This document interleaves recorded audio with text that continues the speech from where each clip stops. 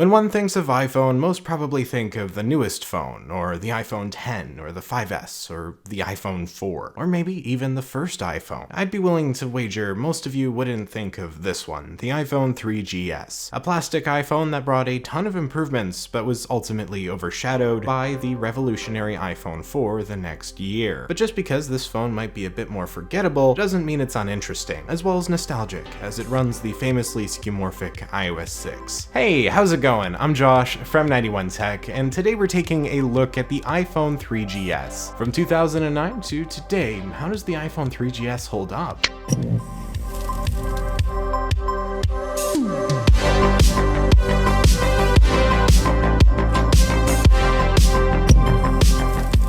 In this video, I'm not just going to go into how the 3GS performs in a modern world, because let's be real, it's an old phone, it's obsolete. And when I say old, I mean really old. It runs iOS 6, and what you can do with it is fairly limited. Though to its credit, it does run smoother than many newer iPhones on their last software versions. It's also worth mentioning, a lot of the B-roll is going to be kind of shaky, but awesome. I was up in Whistler last week, so I got some pretty cool footage of this thing on like gondolas and stuff. It was a very cool experience, and don't worry, I had my mask with me. But yeah, so some of the footage is shaky, I apologize. But let's get into this video. The iPhone 3GS was better than the iPhone 3G in every way possible on the inside. The camera was significantly better and brought autofocus, and the Samsung manufactured CPU was twice as fast as the previous years. Voice control was also added, which was a very limited version of Siri that could do things like control music playback or handle calls. Perhaps unsurprisingly, this phone outsold both the first iPhone and second iPhone combined, and I'd argue that it was the real turning point as iPhones and smartphones in general became more mainstream. Don't forget, smartphones were still in their infancy around this time, and the 3GS was just leaps and bounds ahead of the competition. And considering that, what does it say about the next year's iPhone 4? There's no getting around how much better the iPhone 4 was, and I've done a full video on the history behind it from 2010 to now if you're interested, link in the description. The Retina display was just so much better than the 3.5-inch display on the 3GS, with the same size but double the pixel density. In person, it's absurdly easy to see the difference, but even on camera here, you can totally tell that the iPhone 4 just blows the 3GS away. It's honestly hard to believe we used to use screens of this quality and totally be fine with it. The design of this phone also helped its overall forgettability, as it looks so similar in shape to the first iPhone and retains the 3G's plastic shell. That was a big focus of a lot of reviews at the time. This was the first time Apple had reused a design for an iPhone, and it wouldn't be the last, much to the consistent chagrin of reviewers. But the 3GS wasn't meant to be a replacement for the 3G, but more of an upgrade for original iPhone users coming off their 2-year contracts. Of course, it sold really well and garnered a much larger audience than just that, so it's safe to say reviewers weren't exactly always spot on. But yeah, this thing does look about the same as the 2008 iPhone 3G. We have glossy plastic forming a curvy thick shell with a stainless steel frame on the front and the aforementioned 3.5-inch display. That display has a resolution of 320 by 480, so yeah, beautiful. The home button under that screen does kind of have the tendency to seize up with a lot of use, and the iPhone 4 was the same way, unfortunately. On the bottom of the phone, we have the 30-pin charging port, and Lightning wouldn't come for another 3 years. On the top of the phone, we have the headphone jack, so label that probably the only feature this phone has over the iPhone 11 Pro Max. We also have the full-size SIM card slot up there. Also, quick note, can we talk about how much bigger phones are now? This is my 11 Pro Max, and man, it just feels massive in comparison to the 3GS. Not sure how we were ever able to use this small display, but for a long while, large cell phones seems like more of a pain than anything else, as people wanted something to easily fit in their hands and pockets. Funnily enough, one of the biggest complaints about the iPhone 3GS was the lack of physical keyboard. Again, 2009, but I'd figured I'd mention that because wow, that hasn't aged well.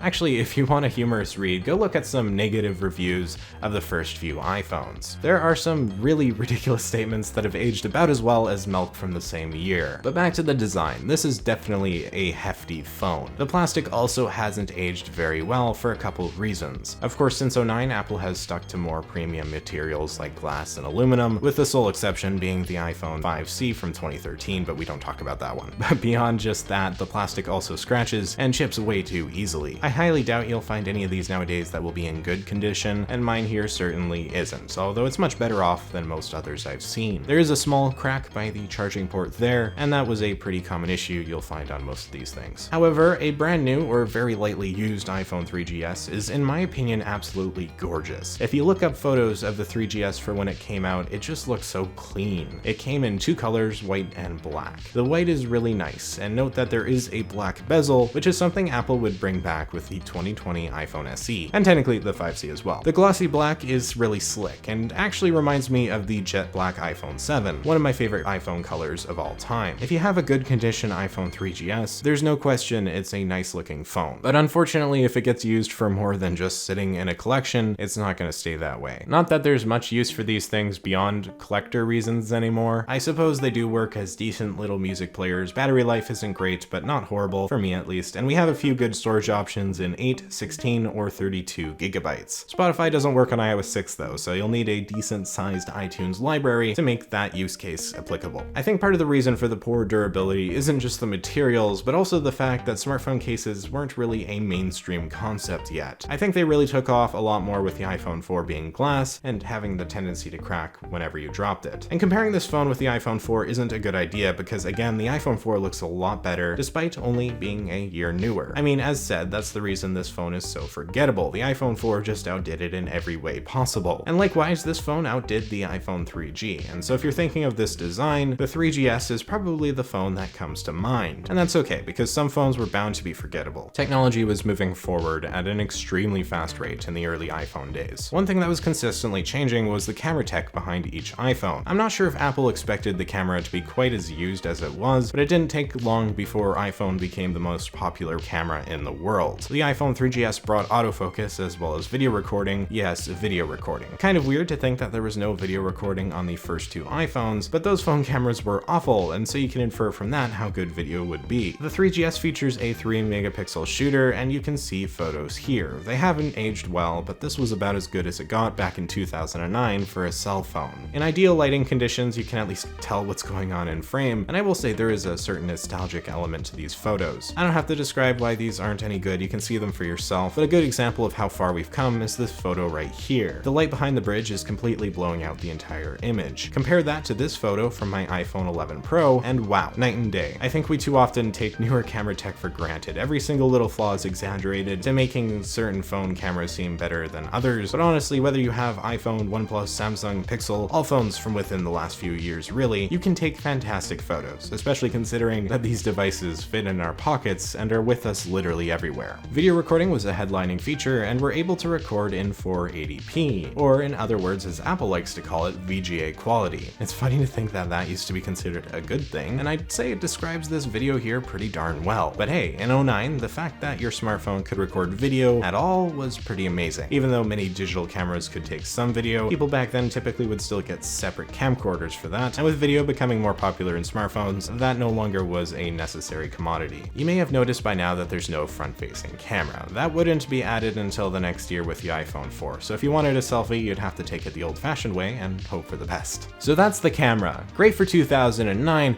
but not so much today. But still, it's kind of fascinating to look in hindsight and kind of judge what used to be top of the line. Speaking of what used to be top of the line, let's take a look at the tech specs. The iPhone 3GS was the last iPhone not to feature Apple's own chipset, with instead a Samsung ARM-based processor that was capable of being twice as fast as the previous generation. That's a big leap in only a year, and it's the reason that if you try to use a 3G compared to a 3GS, the 3G will feel like molasses trying to move uphill. We also get 256 megabytes of RAM, or in other words, about a quarter of a gigabyte. The 4 the next year would double that count, but this in itself was doubling on the 128 megabytes we saw in the 2008 3G. You might be thinking, wow, that iPhone 3G sounds like it sucked. And it's worth pointing out that it actually didn't improve much over the first iPhone beyond bringing 3G network capabilities. Its purpose was more about being cheaper, as the first iPhone was too expensive to ever hit broad appeal, at least back then. Of course, now people will buy $1,000 phones without batting an eye, but back in 2007, the iPhone for $500 with 4 gigabytes was a pretty penny for a cell phone. The 3G managed to significantly lower this to $200 with 8 gigs of space, so yeah, it wasn't much better than the first iPhone, but the price was pretty reasonable. Of course, those prices are a bit misleading as they required a plan, but the 3GS continued the $200 price point, which is nice to see. Since the iPhone 4, it feels like phones have been on the upward trajectory in price, but that wasn't always the case. And to be fair, fair, Apple does now have a wide range of iPhones to choose from, like the $400 iPhone SE, so there's something there for everyone. Performance on this phone is a bit difficult to judge due to the age. Yes, it isn't fast, but it's also over 10 years old, and so that's to be expected. The software with iOS 6.1.6 is surprisingly smooth. I wouldn't go so far as to say it's fast, but it doesn't feel like the sluggish experience you get with the iPhone 4 on iOS 7 or the 4S on iOS 9. This phone can absolutely handle iOS 6, which speaks of not only how big of a jump this phone was, as the 3G struggles on iOS 4, but also how well optimized iOS 6 was. I'm not sure Apple has ever been able to quite get back to that level of stability in terms of speed across all their phones, although I will say iOS 12 was a pretty good version in my opinion. The big benefit with iOS 6, besides the speed, is the old design. This was the last version of iOS that kept the classic skeuomorphism that Steve Jobs loved so much, with the 2013 iPhone 5S bringing iOS 7 and a more flat, plain, in some ways boring experience. I do think moving on was a necessary change, but there's something special about sliding to unlock and being presented with the old look, even if it is on a 480p display. There's no reason to get an iPhone 3GS anymore, and for the few of you that always show up in these types of videos, no, don't buy the iPhone 3GS. Don't even consider it. Why would you consider it? I swear, I get comments saying, hey, should I buy the 3GS as a backup phone?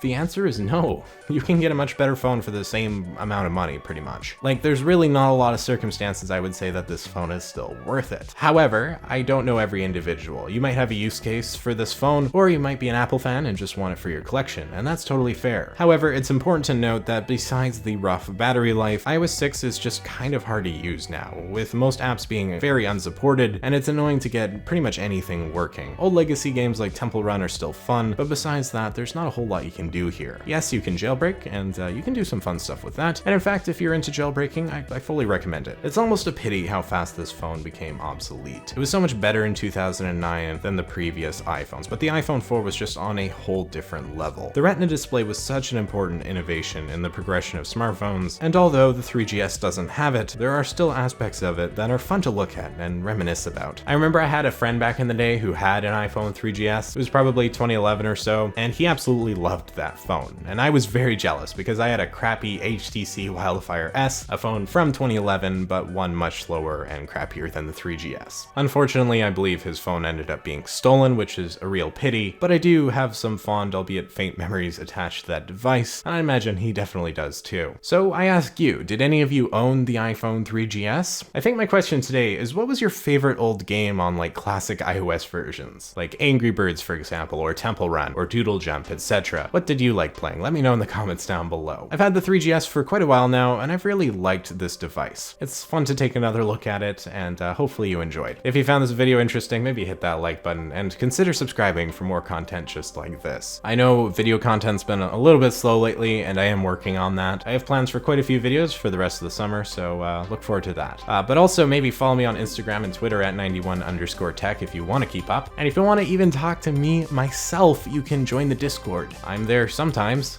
Probably not when you're on, odds are, but you know, I am on sometimes. Thank you so much for watching. I'm Josh from 91Tech. My hair is a mess, and I will see you all next time.